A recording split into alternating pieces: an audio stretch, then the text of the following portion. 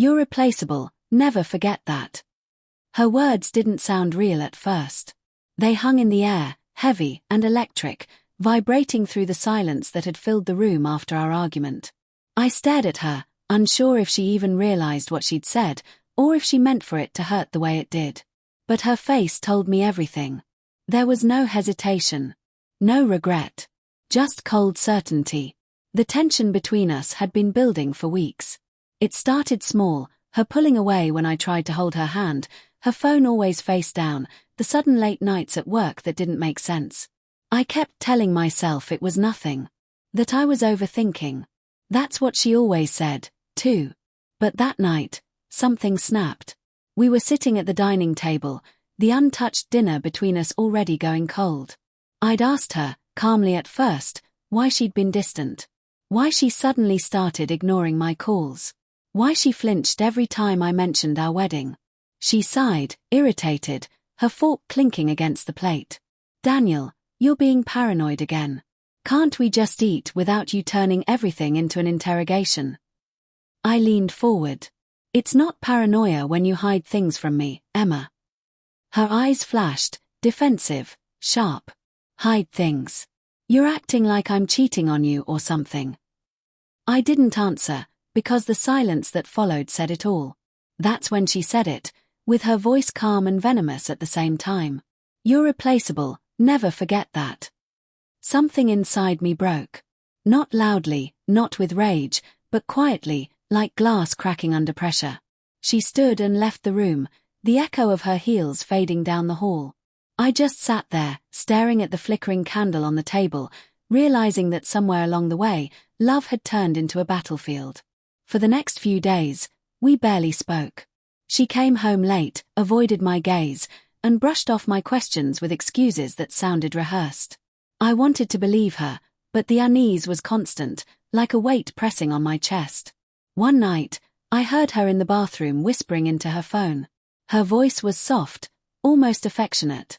I can't talk right now, he's home. When she came out, I pretended to be asleep. But I wasn't. I was listening, to every sound, every sigh, every shift in her tone. The next morning, I checked her phone when she showered. My hands shook as I scrolled through her messages, but most were deleted.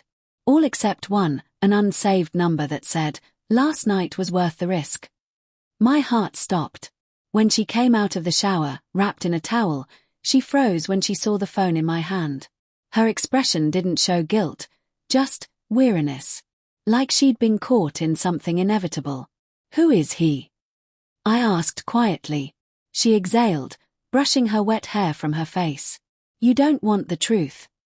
"I do," I said, though part of me didn't. She looked at me then, really looked, her eyes empty and sad. "You've been gone for months, Daniel. Not physically, but emotionally. I tried to reach you, but you were buried in work, in your own world. I felt invisible." "So you found someone else?" My voice trembled. "That's your excuse." Her lip quivered, but she didn't deny it. "He made me feel seen again." The room spun. I wanted to shout, to throw something, to make her feel even a fraction of the pain tearing through me. But I couldn't. I just stood there, numb, the words "you're replaceable" echoing louder now, crueler. She packed a bag that night. Said she needed space. I didn't stop her. Watching her walk out the door felt like watching a part of myself disappear with her. The days that followed blurred together. I barely ate. Barely slept. Every time my phone buzzed, I hoped it was her, apologizing, saying it was a mistake. But it never was. She didn't call. Didn't text. Then, one evening, a mutual friend called.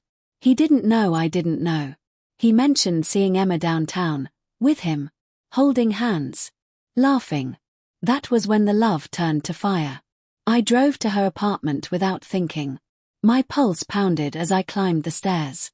Her door was unlocked. I heard laughter inside, hers, light and familiar, the way she used to laugh with me. When I stepped inside, time froze. She was sitting on the couch, her head resting on another man's shoulder. His hand was in her hair. She turned when she saw me, her smile collapsing into shock. "Daniel." The man stood quickly, tall, confident, like he wasn't afraid. "You shouldn't be here," he said. I ignored him. My eyes stayed on her. "So this is who you replaced me with?" "Daniel, please," she said, her voice trembling now. "You don't understand." "Oh, I understand perfectly," I cut in. "You needed attention, right? You said I made you feel invisible. So you fixed that." Her tears came fast, but they didn't move me. Not this time. I turned to leave, my hand already on the doorknob, when she said something that stopped me. It wasn't supposed to happen this way. I looked back at her. It never is. I walked out, down the stairs, into the cold night. The rain had started, light but relentless. I stood there, soaked, feeling the last remnants of our relationship wash away with every drop. For weeks, I tried to forget. But the memory of her voice, her touch, her betrayal, it clung to me like smoke. I replayed every moment, every red flag I'd ignored. The lies I'd believed because love makes you blind to the truth. Months passed before she reached out again. A message, short and simple. "I made a mistake. Can we talk?" Part of me wanted to ignore it. The other part, the foolish, hopeful part, still wanted closure. When we met at the same cafe where we'd had our first date, she looked different. Older. Tired. Regret clung to her like perfume. "I lost everything," she said quietly. "He left me. I don't even know who I am anymore." I studied her face, the woman I once thought was my forever. "You told me I was replaceable," I said. "Now tell me, did he replace you too?" Tears filled her eyes. She didn't answer. She didn't need to. I stood up, slid my chair back, and took one last look at her. "You were right about one thing," I said softly. "Everyone's replaceable. Including you." As I walked out into the fading light, I felt something inside me settle, a quiet peace where pain used to live. She had broken me, yes. But I had rebuilt myself from the pieces. Stronger. Wiser. And as the sun dipped below the horizon, I finally understood.